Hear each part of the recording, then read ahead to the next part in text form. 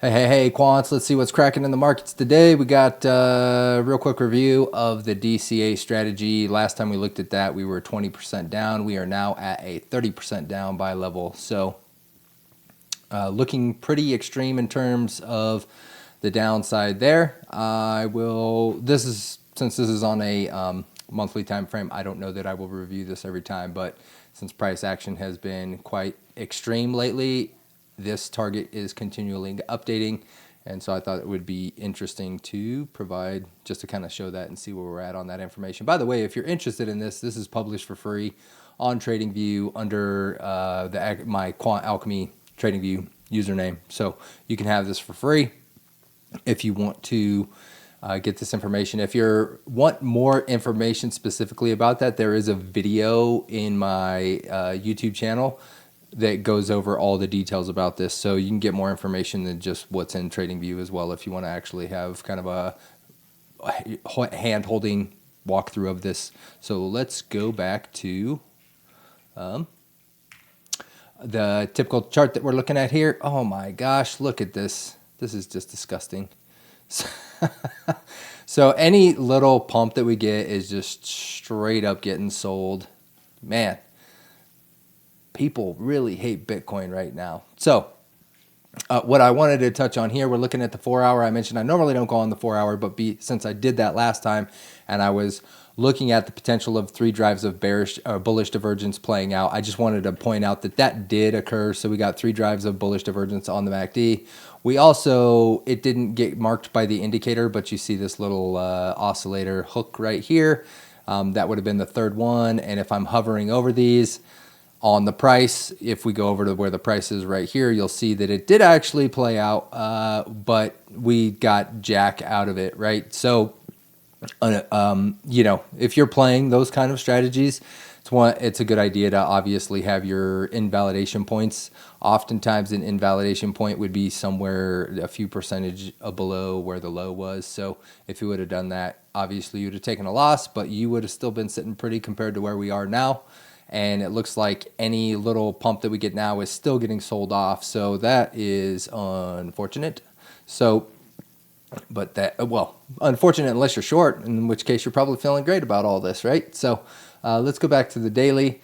So the next thing that I wanted to kind of just pull out here is I want to take a peek at the oscillators, and I just kind of, maybe if you unfocus your eyes a little bit and just have a view of, I think my camera was doing something weird there. But anyways, if you unfocus your eyes a little bit and just kind of, or focus them on just the red knife right here. So these red spikes down, and I'm going to zoom way out, right? And so the whole point of this is if we have this line here, I'll just put a little horizontal line on here right now. Let's make that a little thicker just so we can get the style here. Bam. Let's make it nice and fat. So my whole point about that is I mentioned last time that we're looking like we're at extremes, and I'm going to show a little bit more data on that specifically. I just want to point out here that that knife does go below there, but it doesn't generally go below there very often. And so November 18th, we went down there quite a bit. You know, this is 2018, of course, bear market season there, bear market 2018. This was the September 2017. I'm just going to call out a few of these. September 19th, March 20th. I believe that was COVID days. September 20th. And then I'm just going to pull out a couple of the big ones here. 2022 bear market times.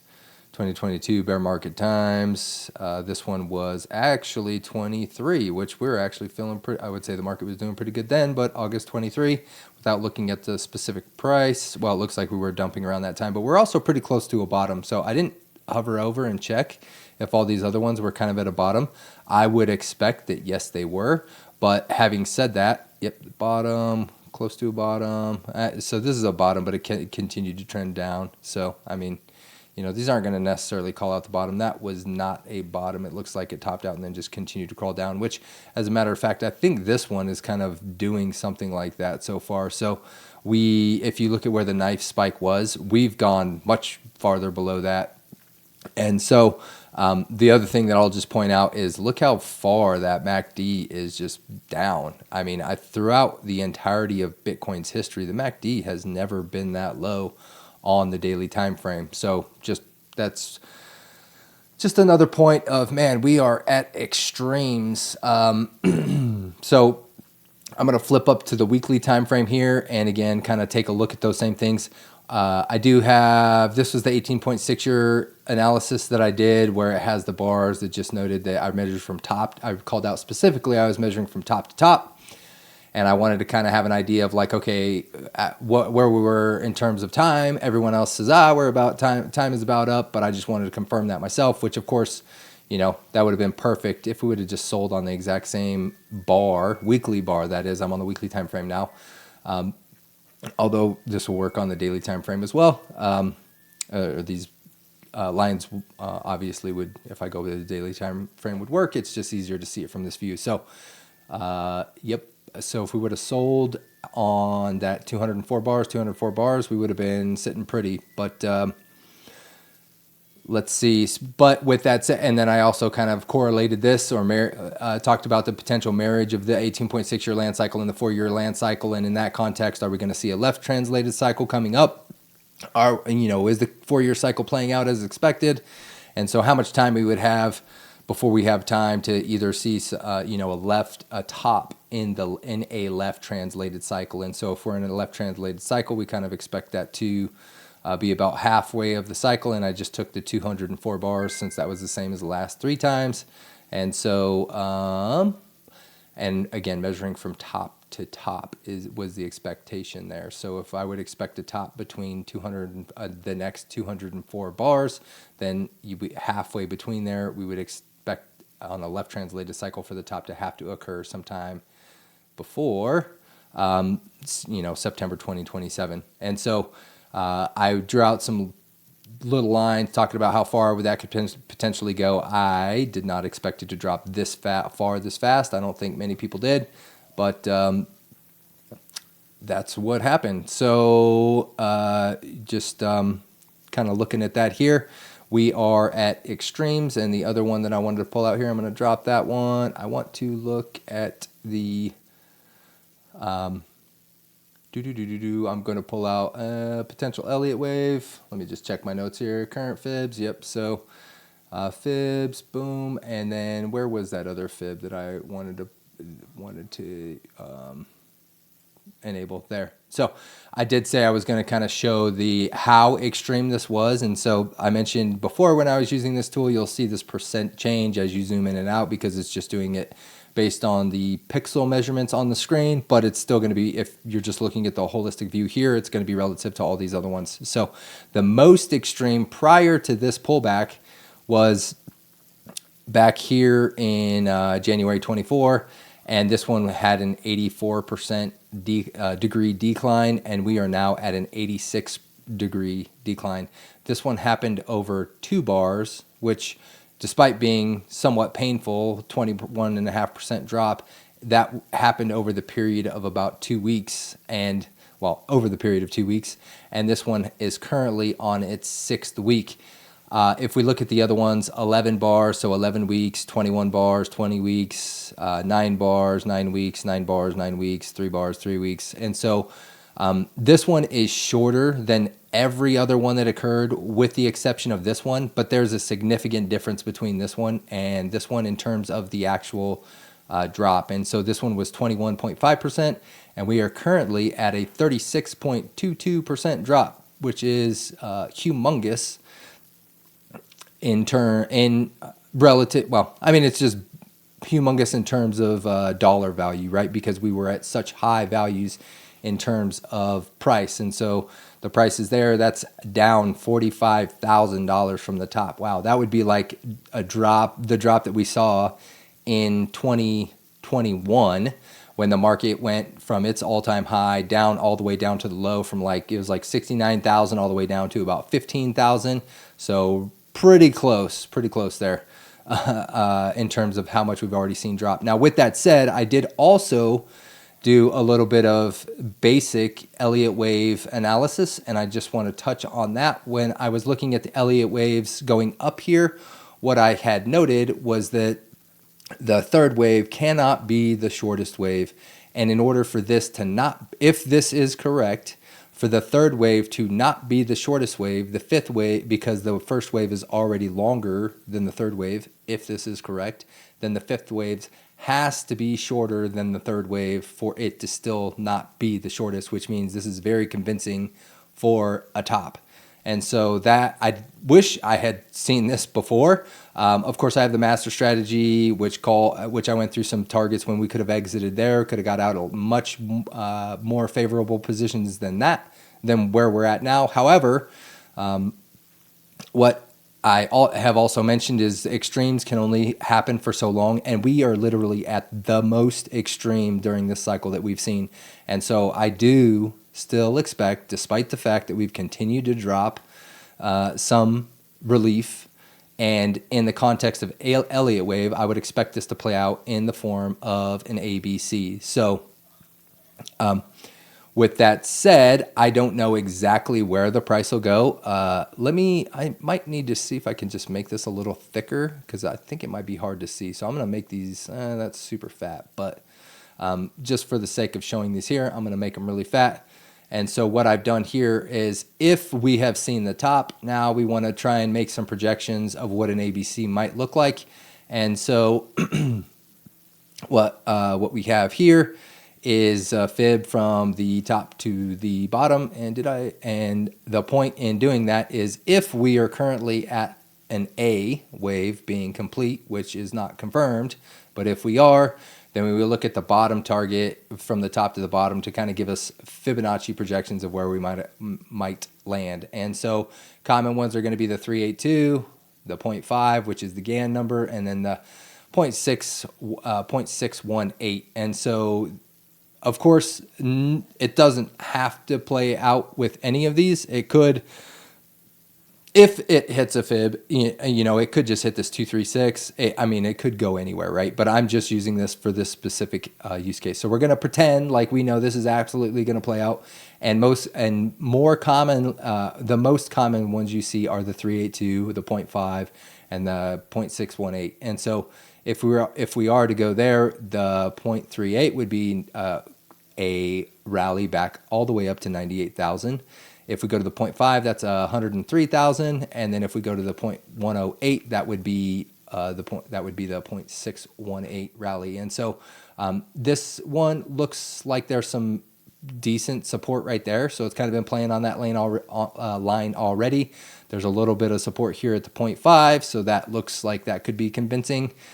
This one does not look as strong in terms of having that much play around this area. So just based on looking at the potential support and resistance, this one would be less convincing in my opinion. And I would say the same is true for some of these other ones, but that doesn't mean anything in terms of price having to go one way or the other. And so let's just make the most or the least optimistic common use case here. And so I'm just going to put out the suggestion that it could go up to a B and then all the way down to a C. Now, why did I want to touch on that? If we bring back well, for one, I wanted to just do this myself so I could have an idea where things potentially could go. But then I also wanted to take a peek and see, in the context of that 18.6-year stuff that I was doing and the potential for a left translated cycle, where could this land? So this was a very extreme move. Doesn't mean that it has to be a V-shaped recovery, although V-shaped recoveries can oftentimes be harder to get into, and so that might be one argument for having that happen. But if we were to draw this out this way, I'm not saying this is going to be correct, because if we're going to top here, I would expect it to continue going farther, in which case maybe it's not an ABC. Maybe this would be an A, B, C, D, E, or I think more accurately would be a 1, 2, 3, 4, 5 Elliott wave, and then we could actually see prices come down even farther, or maybe this would be drawn a little bit differently. But again, if we're just dealing with an ABC, I'm just going to draw this out like this. Because of the extreme of this move, I would you know, this could, I would expect these to come a little bit closer, but I'm just speculating here, so definitely no guarantee there. And that point about that is that would give us another high in the context of a left translated cycle if it were to just continue to go lower for the rest of this time out to this 204 bars where we have top to top, and then we just see lows throughout this period after we top out here at the B. So just mentioning that. Another thing that I wanted to just generally comment on is the number of people that I tend to follow on YouTube, and that I get the sense that, man, they were just like, everyone was right. And that feels very wrong in the market. Usually not everyone is right, but maybe I just follow everyone that, like, I don't follow that many people. So maybe I just follow people that know what they're talking about. But I feel like there were a number of people that were calling the potential for a top in October. And when that time came, they kind of said, oh, you know, this was my target, but it doesn't quite feel like the top yet. And I think that everyone was expecting this euphoric phase to occur. Benjamin Cowan did some put out an interesting video about that, where this was not a euphoric top, but that doesn't mean that it can't still be the top. And so I myself was also expecting a euphoric top, but these individuals, most of the individuals that I heard, a lot of the individuals that are watching, some of them were calling for that October top.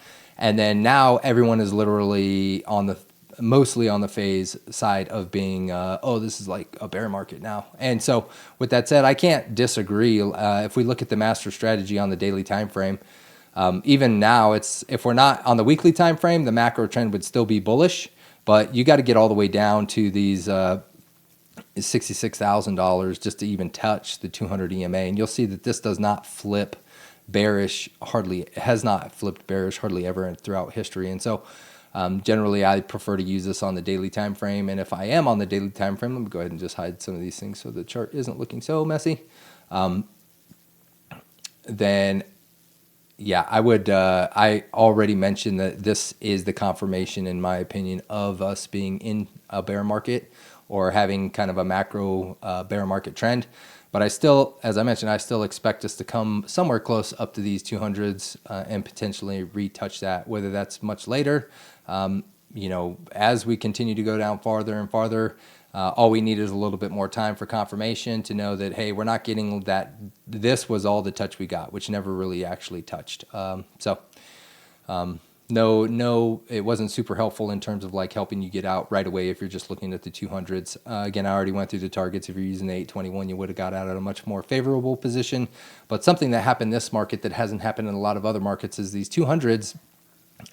We never got that far away from the 200s like we did in some of the other cycles, where we would be pretty far away from the 200s and then it just drops all the way back down to the 200s. And this one, since it was not really a euphoric top, we would get a little bit far away and we just kind of trended sideways and the 200s would catch up. And so one good thing about that, if you were playing just the 200s, is that, hey, the 200s were like right there. So you didn't have to give up a lot to just play the 200s, where in some of the other phases, cycles, if you were just using the 200s, you would have had to give up quite a bit to wait for that. So anyways, I might make a video about people literally being right all the time. Of course, who knows, it's just YouTube content, so maybe people are just putting that out because that's the way that they get more views or not. I don't know. That's just a general comment that I feel like, man, I can't believe that literally everyone was right this cycle about an early top.